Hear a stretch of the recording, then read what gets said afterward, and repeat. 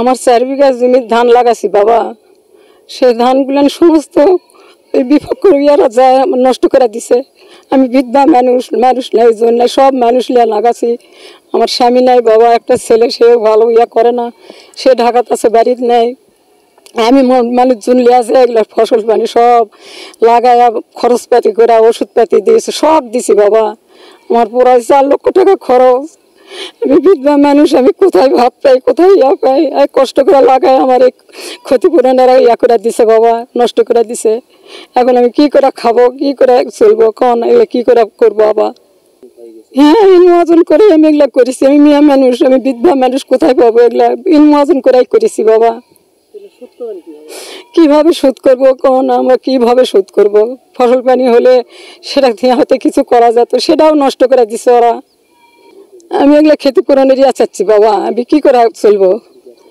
আমি বিচার চাই, কেন এগুলা করলো? হ্যাঁ, আমাকে বললো না কেন, কেন বললো না? আর আমি আমাকে কেন এগুলা করলো? আমি সেটার বিচার চাই। আমাদের পৈতৃক সম্পত্তি। আমরা এখন থেকে 2 মাস আগে, 1 মাস আগে, 1.5 মাস আগে আমরা ধানটা রোপণ লাগাইছি। লাগানোর পরে হঠাৎ করে গত রাত্রিতে 1:40 বিভিন্ন রকমের লোকজন নিয়ে যায়, এই ধানগুলো পাও দিয়ে খুঁজে খুঁজে নষ্ট করে শেষ করে ফেলাছে। আজকে সকালে আমি জমিতে যাই, দেখি এরকম অবস্থা। জসিমুদ্দিন চৌধুরী, মহাদ্দুম চৌধুরী, নাজমুল চৌধুরী, মাইনুর চৌধুরী, আরও বিভিন্ন লোক। এটা অজান্তে আমরা কেন করলো এটা তো আমরা বলতে পারবো না। পুরাতন জের ধরে একটু মামলা মোকদ্দমা এটা সেটা আছে, এই জন্য এই সমস্যা।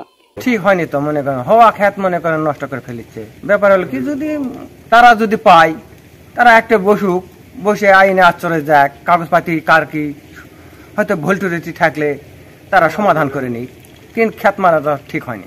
আপনার প্রিয় কাপড়ের যত্নে এলো এনজাইম সমৃদ্ধ Arik silver wash detergent powder, 500 গ্রাম মাত্র 70 টাকা। প্রিমার্ক।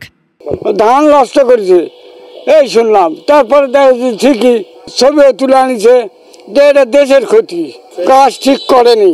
আছে কোনো জমা জমি নেই, অন্য কোনো জিনিস লয়, জমা জমি নেয় দ্বন্দ্ব থাকতে হবে। তাই বলে কি ফসল নষ্ট করবে? নষ্ট করা মানে দেশের ক্ষতি করা, এটা করা ঠিক হয়নি। যাই করুক তার অ্যাকশন হবে বাবা, স্বাস্থ্য দরকার। আমরা ভোলা বাজার নাইট ডিউটি করি, দেখি যে বিভিন্ন জায়গায় লাইট মারিচ্ছে, 3-4 জন লাইট। আমি বলছি লাইট মারে কি? আস্তে আমার লাইট বন্ধ করে আস্তে ধরার জন্য আমি নীরবে একটু ডিউটি করি। করার পর পশ্চিমবঙ্গ যায়, দেখি 3টা অটো টমটম, 5টা হুন্ডা।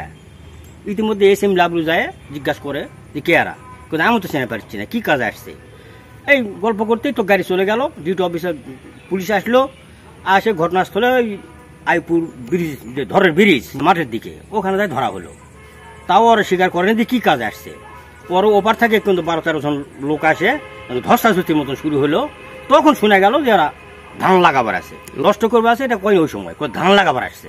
আপনি যদি অভিযোগটা শোনেন, হ্যালো, অভিযোগ পাইলে আমরা সব অভিযোগই ভাই নিশ্চিত করি, কোনো অভিযোগ নাই। এবং 24 ঘন্টা দেখা যায় এমার্জেন্সি পার্টি থাকে, ওইটা না পারতে পারলে আপনি ধরেন পরে যে ওই দিন যদি বিজি থাকে পরের দিন অবশ্যই যাবে।